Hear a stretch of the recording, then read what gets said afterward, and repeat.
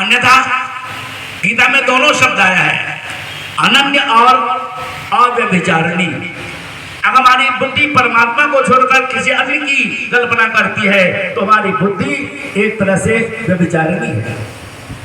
हमें अपने मन को हर तरफ से हटाकर उसी परमात्मा का चिंतन करना है, वह अनन्य भक्ति है। और भगवान कहते हैं अनन्य भक्ति से भक्त मुझे जानकर मेरा दर्शन करता है और दर्शन कर मुझ में तत्व से प्रवेश कर जाता है। वो रूप क्या है? साइड वाला रूप नहीं हो सकता कि सारे भक्त लोग उस मूर्ति के अंदर जाकर प्रवेश कर जाएं। वह तो व्यापक रूप है। आपके हृदय में वह परमात्मा की ज्योति है, उसमें कैसे प्रवेश करेंगे उसे जानने के बाद उसका ध्यान करें। तो मैं नाम की बात कर रहा था, उस नाम को जानिए।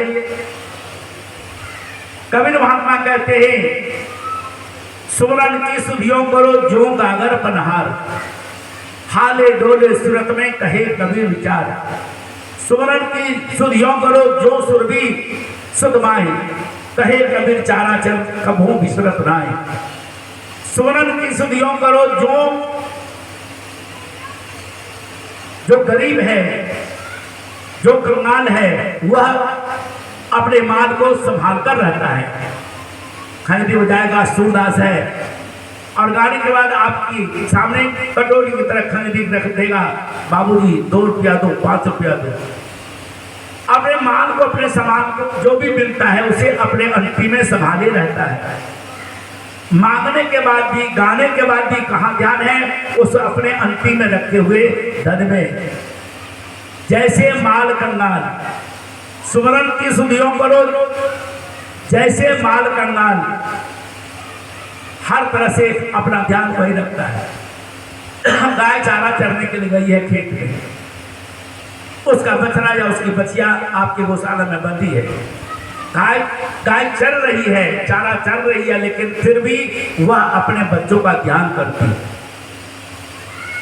जैसे पहले जब ट्यूबवेल नहीं था, बोरिंग नहीं था, टंकी नहीं थी, और पानी कुएं से धोकर माताएं मैंने अपने घर लाती थी। एक ही साथ 10-10, 20-20 माताएं कुएं के किनारे खड़ी होकर बाल्टी से पानी भर लेती है।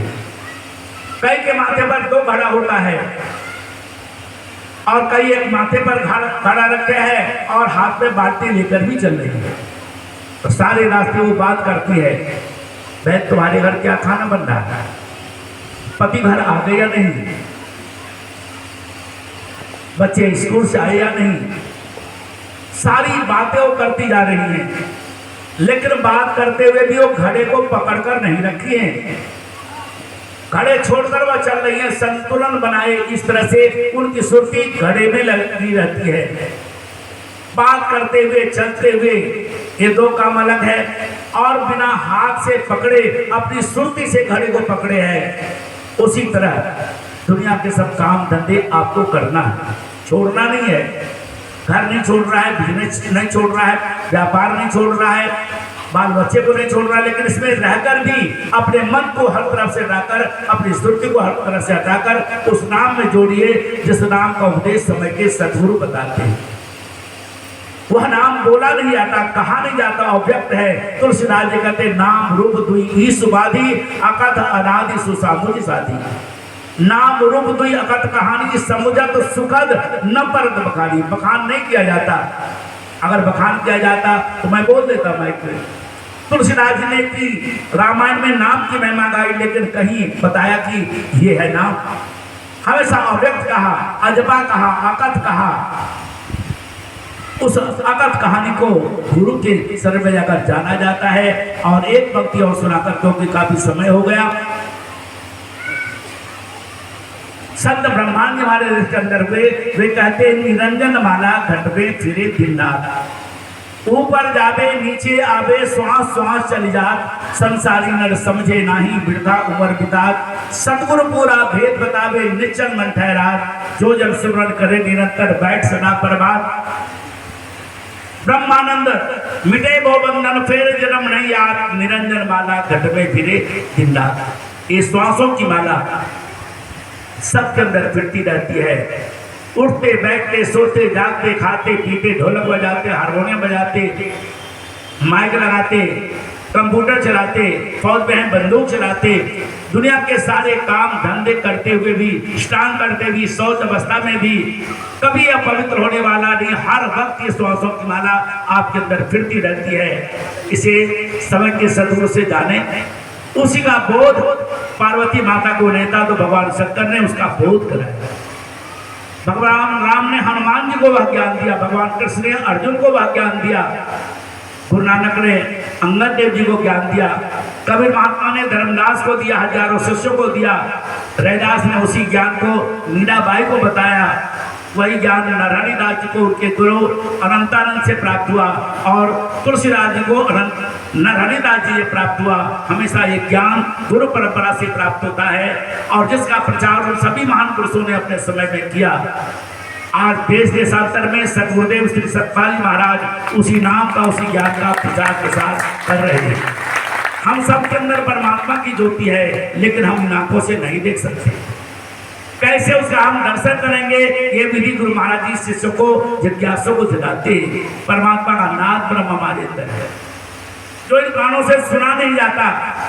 शंकर जिस नाद में हमेशा लौलीन रहते हैं, वह नाद ब्रह्म क्या है, कैसे सुने, इसकी विधि गुरु महाराज जी बताते हैं। हमारे अंदर वह नाम है।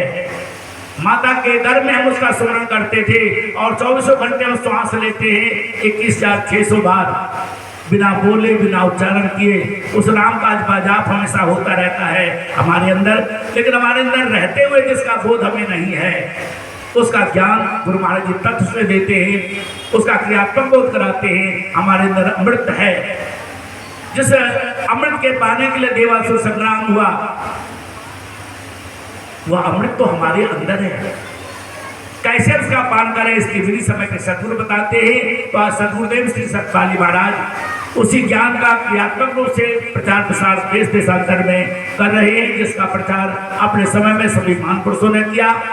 और अभी आरती होगी और मैं यही आप लोगों से अनुरोध करूंगा, जिन्हें ज्ञान है वे नित्य प्रतिदिन साधना जरूर करें। उपदेश लेने के बाद घर पर बैठे रहेंगे तो आध्यात्मिक विकास नहीं होगा। साथ ही साथ ज्ञान के प्रचार में जो महाराज जी के निर्देशानुसार भाई जी, महात्मा जी आपके क्षेत्र में आते हैं या रहे, सबके लिए आपको सहयोग देना चाहिए और सब मिल करके जब तन धन से योगदान देंगे तब प्रचार बढ़ेगा।